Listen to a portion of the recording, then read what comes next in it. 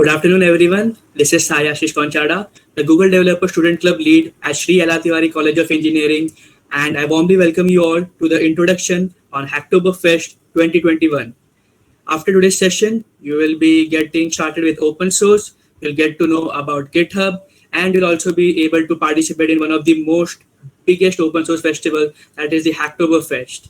And with this, you'll also get a chance to win some really cool swag such as stickers and some t-shirts, and you'll also use your real life contribution in actually contributing to the real life environment. With your contribution, you can actually plant a tree. To know about this and a lot more, I'll hand over the stage to my team and the council so that they can move it ahead. Over to you, Ayush. Thank you so much, Ayashish. A very good afternoon to one of our present here. This is Ayush Murthy, Technical Head of SLRTC. Welcomes you all to this exciting Hacktober info session. In the history of SLRTC, Student Council and GDSE have collaborated to conduct Hacktoberfest for the very first time. The reason behind collaborating is to provide our students a global platform like Google and to give them an exposure they deserve. Collaborating with JDSE has allowed us to curate today's info session to bring you all the best knowledge and the content possible about Hacktoberfest. Well, I know many of you are from second year. So guys, this is your opportunity to flourish your skills at the peak. Well, with this, I hope you all do well and stay consistent throughout and put your 100% into it. Well, I wish you all the very best, and now I request Shagun to take away from here. Thank you so much. Good afternoon, everyone. This is Shagun Mishra as the creative lead from GDSE SLRTC. Let's have the introduction of the core team having the members from both GDSE SLRTC as well as the Student Council. First of all, we have Sai Ashish, who is the GDSE lead. He is the one who started the Google Developer Students Club at Sri L.R. Tiwari College of Engineering. He is also the advisor at Student Learning Club. We have our General Secretary Ankita Upadhyay, who is the project lead at GTSC SLRTC, as well as the AI and Mechatronics head at the Student Council. We have Saloni Ghorpade as head of operations and Ayush Mohite as the technical head from the Student Council. Amir Bhavsar is the technical lead at GTS SLRTC. He is also the web development and cybersecurity head at the Student Council. Myself, Shagun Mishra, as the creative lead at GTSC SLRTC. Nitin Ranganath, the web development lead from GTSC SLRTC. Next, we have Darsh Jain, who is the cybersecurity and blockchain lead at GTSC SLRTC, as well as the web development and cybersecurity head at the Student Council. Akash Vanwali is the AI lead at GTSC SLRTC, and he is also heading the AI and Mechatronics Club at the Student Council. Manish Pandey is leading the cloud computing domain. Zayan Ansari from the Android development. We have Priyanka Pedampi as the IoT and Embedded Systems head from the Student Council. Harsh Tiwari as the web development and cybersecurity head from Student Council. Rahul Gupta as the IoT and Embedded Systems head from Student Council. We have Vinay Kuril as the web development and cybersecurity head from the Student Council. Now moving further, let us talk about the agenda of this session, or say what things we will be covering in this event. First of all, we will start with the benefits of open source, like why open source. Then moving further, you will be given details about what is Hacktoberfest and why one should take part in it. Later, some hands-on session or demo will be provided of the Hacktoberfest platform. Last but not the least, the project list of each of the domains will be given that are taking part in Hacktoberfest. Now, without wasting much of your time, let us talk more about open source. For that, I would like to hand over to Saloni. Over to you, Saloni.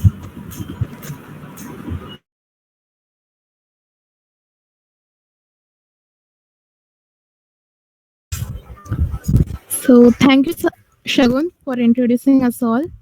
So now we'll see why open source, why Hacktober committee encourages people to use open source repository as much as possible. Now we'll see what is open source and why we should use it. Next slide, please.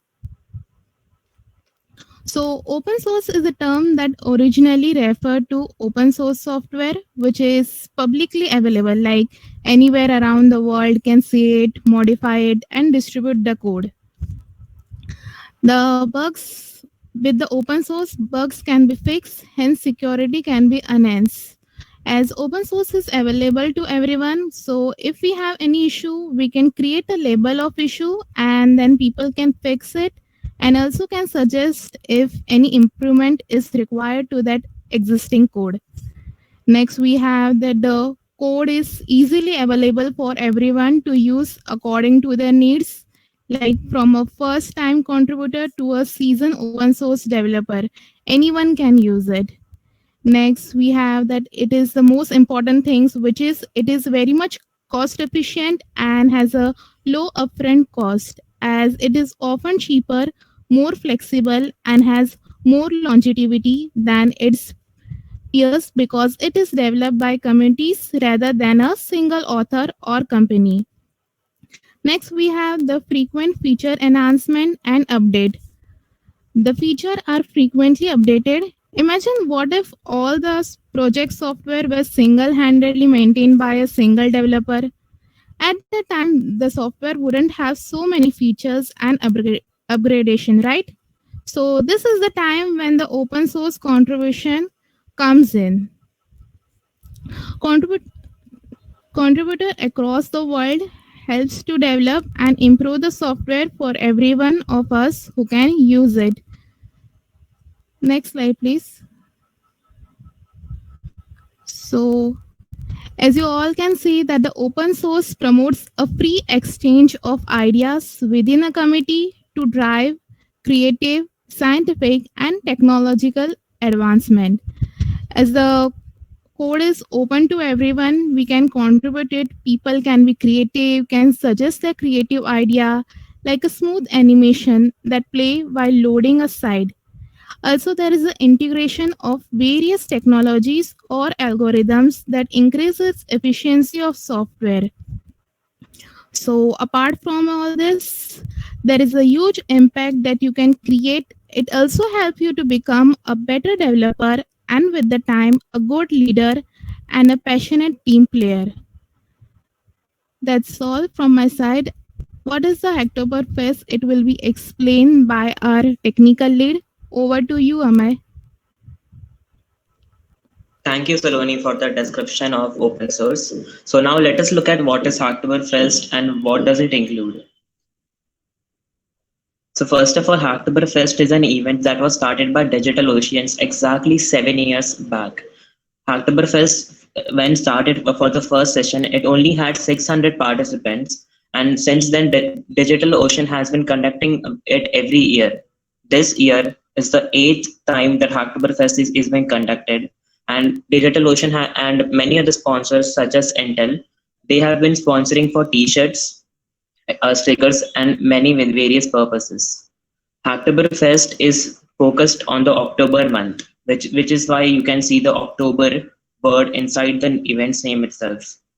The purpose of the event is to encourage participation among the community in open source. Since you know that open source does not belong to one single company and it is derived by the whole community, to keep making sure that people come back and contribute to software and fix the software. Such events are very helpful in increasing the participation and keeping all of these communities active. So Hacktoberfest starts on the first day of October and ends on the last day of October, which is 31st. In Hacktoberfest, each person needs to create 4 pull requests. What are basically pull requests are? Pull requests are when you make a new change to someone's code, you can push your changes or you can update your own changes onto their code base, and that counts as 1 pull request. So if you help in 4 different ways, if you improve software anywhere on GitHub, any repository that accepts Hacktoberfest contributions, then you are eligible to get the gifts that Hacktoberfest offers for you. Other than this, Hacktoberfest is the most biggest event in open source, and which is why it gets participation from all over the world.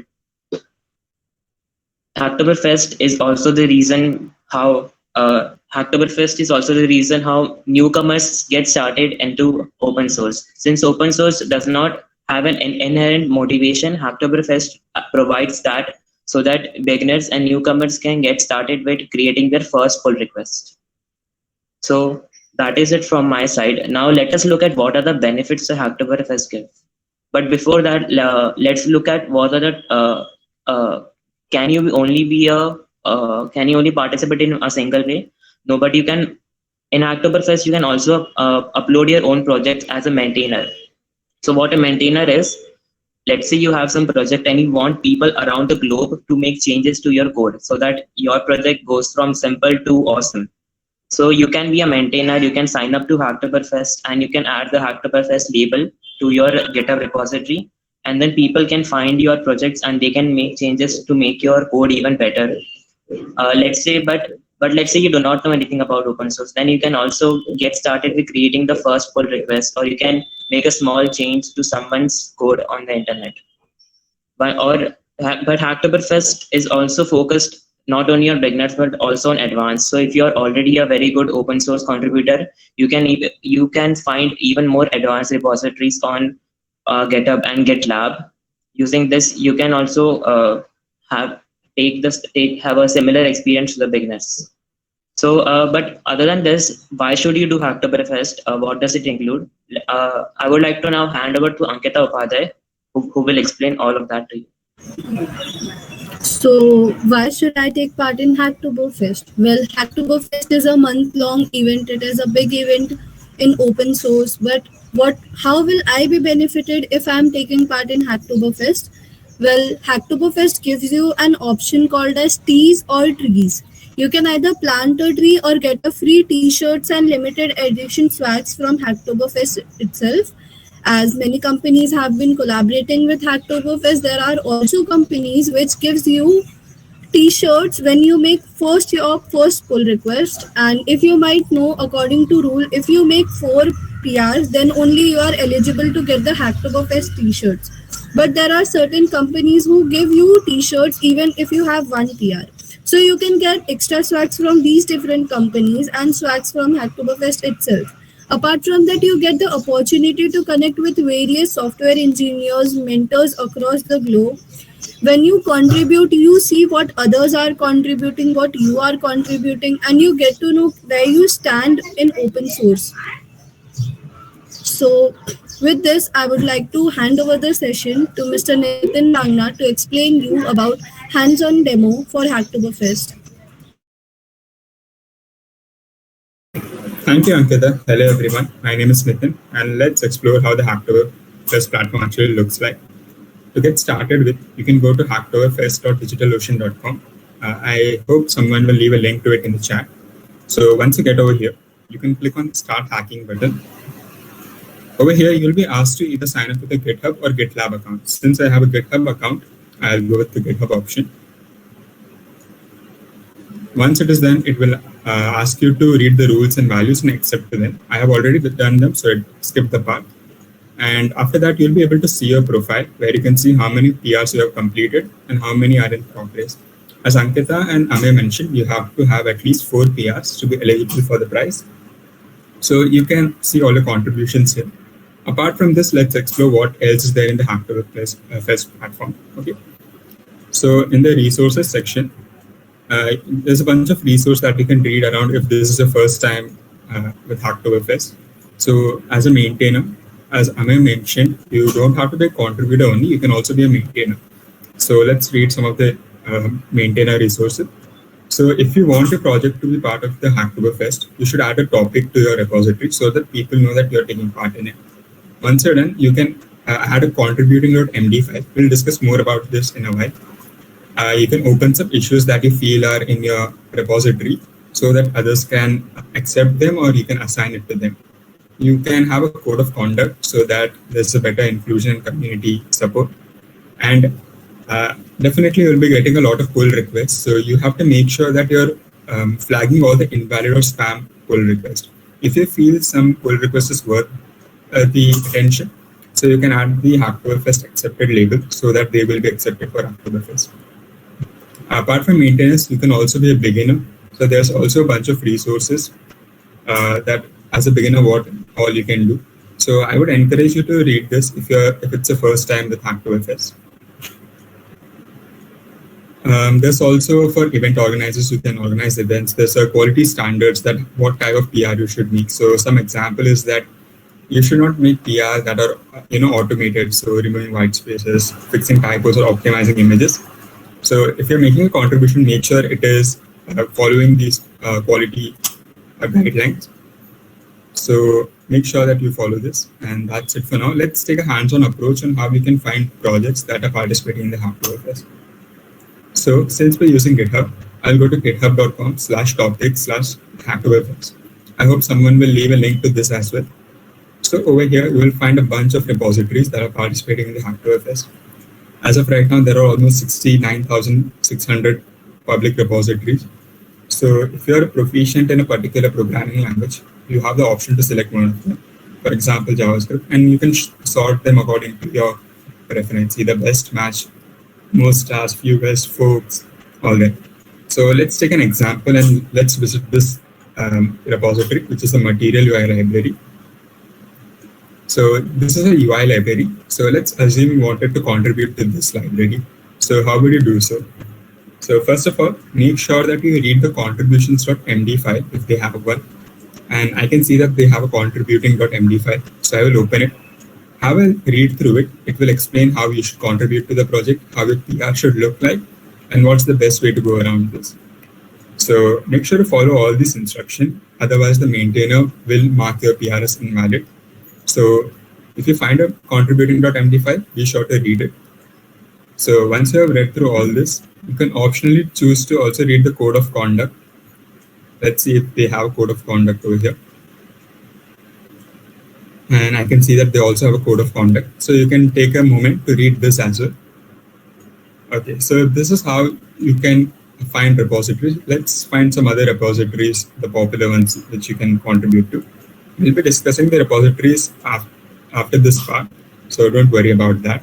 So this is how you can find some repositories. You can mark, you can sort them using language or other criteria.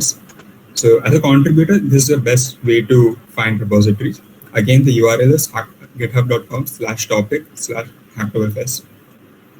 Let's say you want to maintain a project and not be a contributor. And I forgot to mention that even maintainers are allowed to win swags. So it's not that you only have to contribute. So if you have a project that you want to maintain, so let me show that how you can do that. You can go to your GitHub profile, you can go to your repository, any one of them. I'll take this first one as an example. So as I mentioned, if you want a repository to be a part of Hack2FS, make sure to add this label over here, Hack2FS. So after that, you can open issues that you can find are in your application. Right now, I have 3 open issues. So if someone is looking for an issue to contribute to this project, you can come over here. Let's assume you come over here. You can just leave a comment that I want to work on this issue, and the maintainer will assign you the issue. So I have an assignees drop-down box, and I will select your name, and then this issue will be assigned to you. So how you should work on the code base is you have to go to the code option. You can clone the repository. Actually, no, you have to fork the repository first and then clone it. Then you can make all your changes and push it to your GitHub account. And in the last session, I hope once you have made your changes, you can go to a pull request and create a new pull request over here. So once you open a pull request, I will get a notification that a new pull request has been opened. I'll show you a demo of a pull request that I accepted. So like this, you can leave a comment that what this pull request actually aims to fix, a small checkbox, and what they have fixed. Over here, I can see all the changes they have made. If it is a good option to leave a screenshot as well, so that the other person doesn't have to clone the entire repository. So the maintainer will then start a review that if the pull request is worth accepting or not. You can view all the changes that you made over here, files changed, checks, commits. You can view all that. And if I feel that everything is perfect, then I will assign you the Hack2FS accepted badge. So over here, you can see that I have assigned your first pull request to an open source project. So that was all about the Hacktoberfest platform and how you can get started as a contributor as well as a maintainer. So if you have any questions, so I will love to know them. So I'll just wait for 2 minutes. So if you have any questions, you can drop it over here. Otherwise, we can proceed to the next part of our presentation.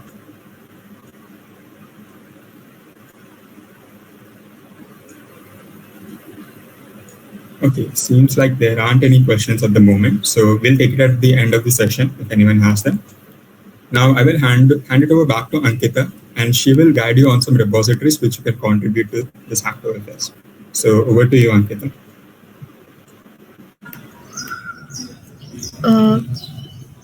Nitin, can you open the GDSC Hacktoberfest? Yeah.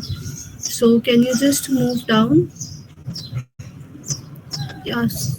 So here are list of domain-wise repositories and the maintainers there.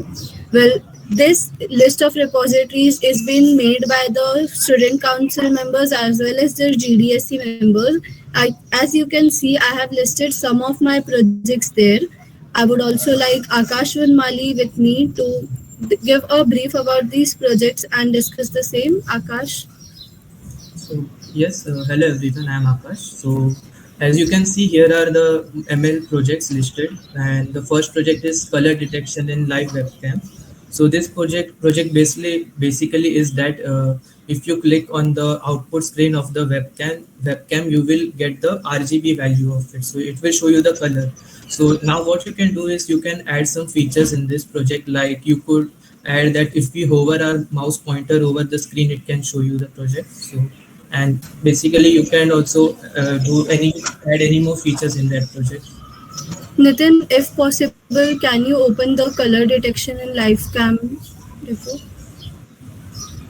Yeah, and move towards the readme side.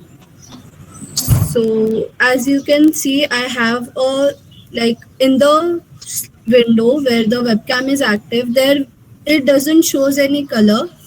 The color value is being showed in the output terminal. So if you can add an update like such that the color detection, which color is been detected, is shown in the output itself where the live webcam is, it will be a great feature to add. So similarly, you can add any feature or updates in my projects. And yeah, Nitin, can you go back?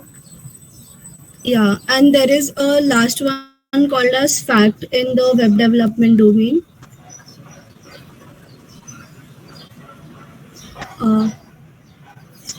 Fact website. Can you open the website? Yeah, so as you can see, I have made this a year back. So if you can add any update or design or anything through it, if you are good with web development, you can add something using CSS or Bootstrap. This will act as a contribution towards the open source. You are making my project better. So this way you can add your contribution in any of such projects. With this, I would like other domain leads to explain their projects and how they can contribute in the Hacktoberfest.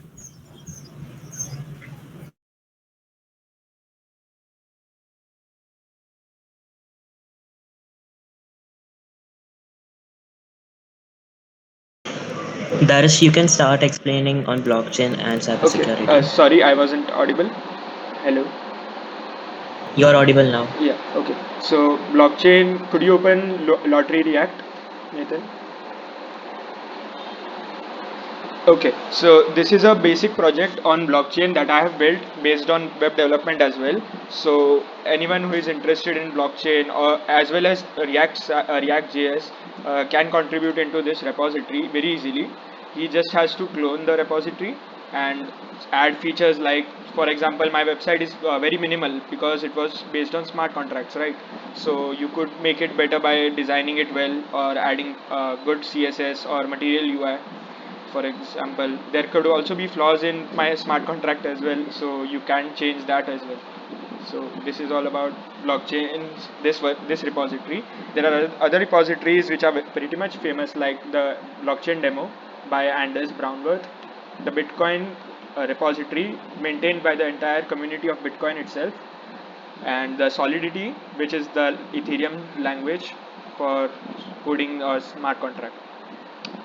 For cybersecurity, I would like to say about Keylogger, for example. Keylogger is like everyone might be aware of that, that records the keys as we type on the keyboard and sends it as a mail or a chat, or records it for later purposes. So, for example, we can record passwords or XYZ stuff on that. So, Nitin, could you open that, please? Okay, so over here we can see that we have Python code written, and we have the executable created out of it. And for example, this project is fairly simple and is purely based on Python. So you could do what you could do is it's sending it to a mail. So you could improve it to send it to other devices in form of messages, or as a Discord bot by using webhooks. You can do anything as far as you are doing it well and contributing it to it well. And Nitin, could you switch to that page? Similarly, we have Hidden Wall, which is basically a kind of thing that could hide you in terms of cybersecurity. We have Recon to conduct reconnaissance attacks on various networks, and we have Nmap as a tool which is widely used in cybersecurity. You can contribute to those as well by adding features or by looking after a very important bug fix. And I would like to hand over to Nitin for web development now. Thank you, Darsh. And let's go back to the web development side of things. So we have a lot of websites that you can contribute to. Ankita already talked about the FACT website. She also has a portfolio that you can contribute to. So apart from that, we also have FreeCodeCamp's repository. FreeCodeCamp is a community of millions of developers. So I guess there are a lot of open issues over there which you can go and fix. We have 102 issues. So this can be a good place to start.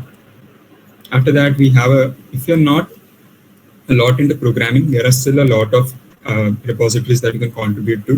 One such one is the app ideas part. So even if you're not into coding that much, if you have an app idea that you would like to share with the world, you can open a pull request for adding your app idea. So there are a bunch of ideas over here. You can look through them, you can create them, or you can add your own app idea over here. So that is something that you can consider. We have some easy projects like GitHub README stats, which are quite simple to contribute to. I also have a portfolio in which I have opened a few issues. So if you would like to fix them, I would assign it to you. Let's go back to the other. So if you've been contributing for quite some time and you want something which is a little bit more challenging, there are some other websites as well. We have p5.js, we have developers.italia.it. We have the Material Web library that I showed before. There's Chart.js, which allows you to create charts using JavaScript. So we have quite some open issues as well. So you can go through that. And there's a lot of other repositories as well. I'll just quickly explain each one of them in detail and see which one interests you. Vuetify is a UI library for Vue.js. So if you're into Vue.js development, this is something that you can consider. This is similar to Material UI. This is for React, Vuetify is for Vue.js. Hopscotch is an API client through which you can make API requests. So I'm not sure if you've heard of Postman, but this is the web version of Postman. So date functions is there. So if you want to add a new function to date functions, so you can add that over here. NodeMon is a daemon that will keep your Node.js application running. So if you ever found a bug with NodeMon, now is a great time to go ahead and fix it. React Bootstrap. So if you're a designer or someone who loves to design, you can go to the React Bootstrap repository. They have a lot of open issues. For example, reduce unused CSS. So you can take this and you can remove all the CSS which is not necessary.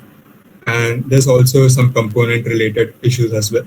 So if you want to build a component, so you can do that and push and open a PR.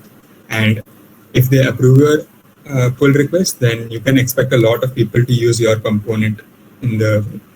So that's great. For people who are a little bit more advanced, there's Trappy, a headless CMS. So if you want to contribute to them, that's also possible. Swagger API is a tool which will create documentation for your API endpoints. So if you're a little bit advanced, you can contribute to Swagger UI as well. We have some miscellaneous projects as well. So the Hacktoberfest projects contains a list of all the projects that you can contribute to. So if you did not find anything interesting from our previous repository discussions, this is the place to look for. There's a lot of library projects that you can choose according to your skill set. If you're a Flutter developer, they have a folder for Flutter as well. With that, I think I'll hand it over to Sai Ashish, who will give the conclusion notes. Thank you, Nitin. And it's a wrap from our side. If you have any doubts, please drop them in the Q&A section. And if you have anything else, if you have any doubts, you can join us in discussion. And we also have dropped our social media handles. You can connect with us on Instagram. We will upload the session on YouTube. You can also connect with us on LinkedIn. And we also have the Student Council social media handles that is on Facebook and Instagram. So please stay connected with us. And if anyone has anything, they can take it away from here.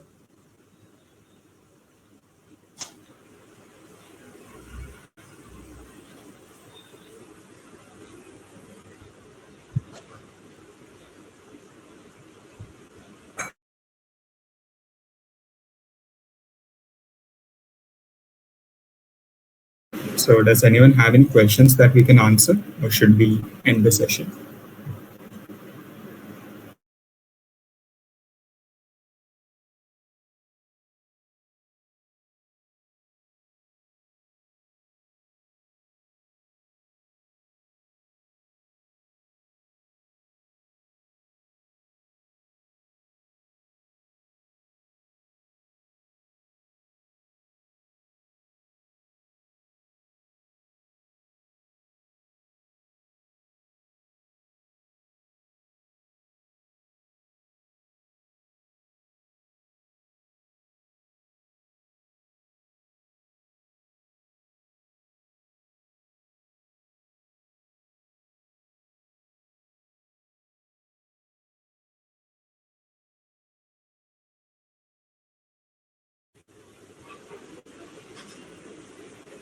Okay, thank you everyone. I guess there are no doubts. So I hope you all start hacking, complete your 4 pull request, and be eligible for one of the 2 swags. And please showcase your swags or your contributions on social media handles, and please tag us too.